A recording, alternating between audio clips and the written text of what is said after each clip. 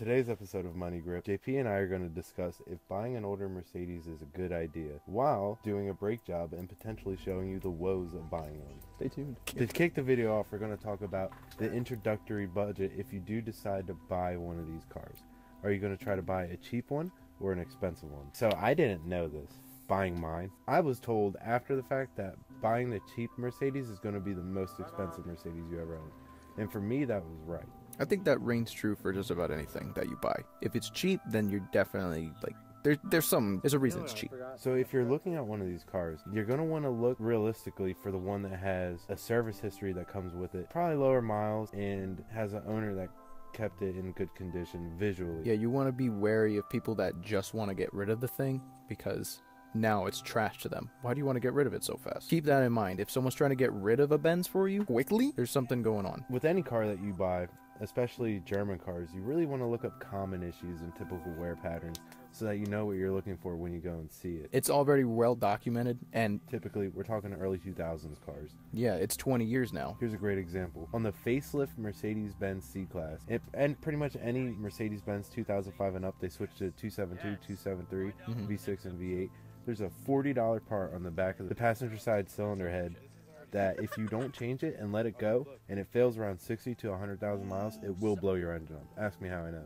Oh yeah, the little, what is that, another PCV? It's like a second PCV? It's the oil drip tray for the vacuum system for the crankcase. It's such a weird name.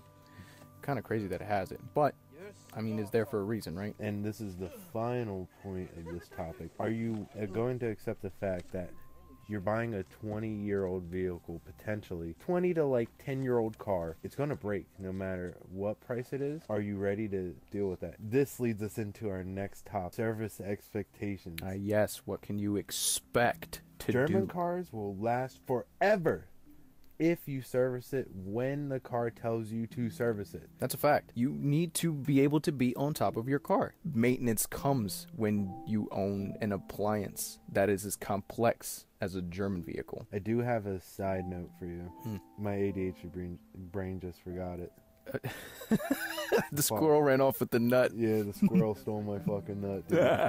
Yeah, I like how you said it's complex, because it is. It has CAN bus, fiber optic radio system. It's got telecommunication built in. It's got a fucking phone in the radio. Right, but this has been the simplest car I've ever worked on. And this is another point. You're going to have to service it. There's money being spent. Are you doing it yourself? Are you sending it to a shop?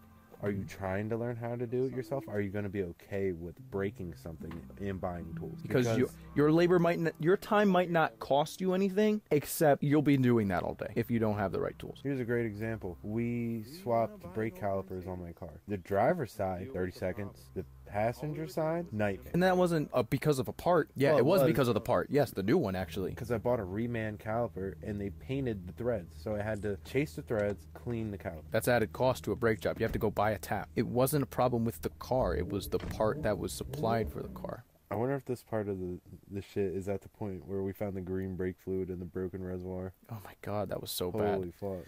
Plastic, man. Keep an eye out for anything plastic on any... Speaking of plastic, parts and supplies. Can you get the shit off the shelf? It's going to cost you a lot. Do you have to order everything? How long will you have to wait? I've gone to AutoZone 3 times and they've only had a serpentine belt for my car once. But I went to the Mercedes dealer. They have it there.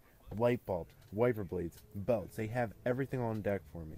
I mean, it is a dealer. And then there's this other amazing couple websites. There's ECS, FCP Euro, and I forget the other one. But dude, I bought super cheap parts off of FCP Euro, put 4,000 miles on them so far, no problem. Well, the other thing is Mercedes are really modular cars, so like all these cars have a ton of part supports, and you can actually get decent brands off of Amazon, Rock Auto, eBay, and have it shipped within 2 to 4 days. It's not necessarily that parts are unavailable, but if you are of the thought where OEM is best, you're paying an arm and a leg. Well, FCP gets all their parts from the manufacturers direct, skipping the middleman of the dealership or the parts counter.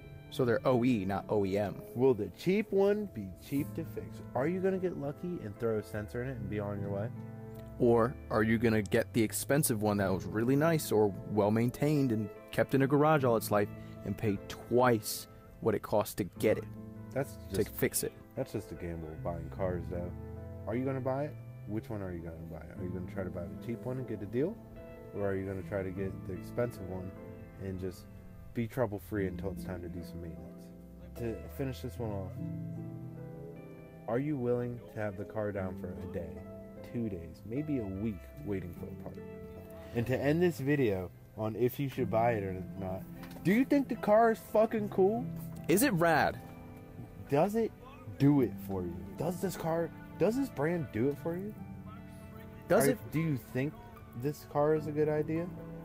I don't know. I think all cars are bad ideas. The worst car I ever bought in my entire life, and I've owned 15 cars at this point, is my Honda Prelude.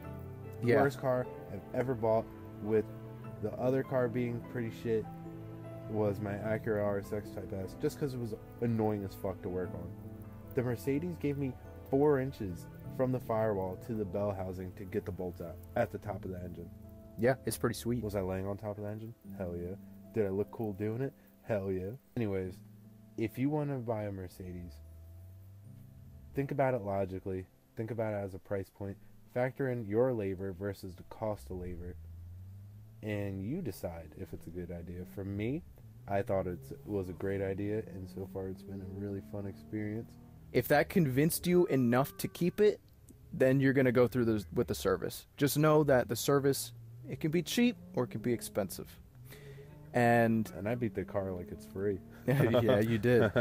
Buying an older Mercedes can be smart if you buy the right one, or it can be a lot of fun if you're trying to learn how to work on cars. Dude, buying a Mercedes is such a good idea.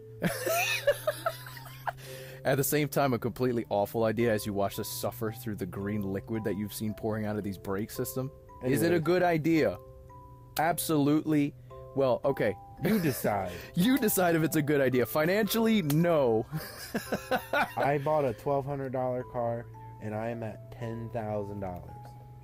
And that's not off the rip. That's nickels and dimes, but nickels and dimes add up, man. If you're looking for an example of a bad Benz, you're looking at it. This is a terrible example. I bought this car to be a cheap drift car. Here's a good example. My dad bought a 2006 E-Class 350. Salvage title? Salvage title from PA. Wasn't it a flood? No, I think it was hit. It was hit. Or I think the engine was toasted. Something like that. Oh, it threw right through the block, and they scrapped it because they decided an engine costs more than a car. Exactly. So, my dad went to Pennsylvania, picked one up. By the way, the engine he has in that car is only like $1,000. Ask me how I know, because it's in mine. The car has been running decently reliably since... How many years now? 7 years? It's Something been like almost that? 10, yeah. Yeah, that car's been on the road for a while. She's old, showing her age. She's doing some weird shit with the sounds, but like, it's only needed a drive shaft, set of tires, a couple of hoses, and a battery. How much was that car? That car was $3,000, Yeah, it's $4,000. fucking cheap. Yeah, for a 6-cylinder E-Class. It's the same engine you have. And it only took like $3 more to get it going. Thereabout. Meanwhile, you can get a really nice C-Class for $8,000. And something's gonna break. Your dad got lucky twice, where I've gotten unlucky once. All right, that's it. Hope you enjoyed the video and the rambling. Bye.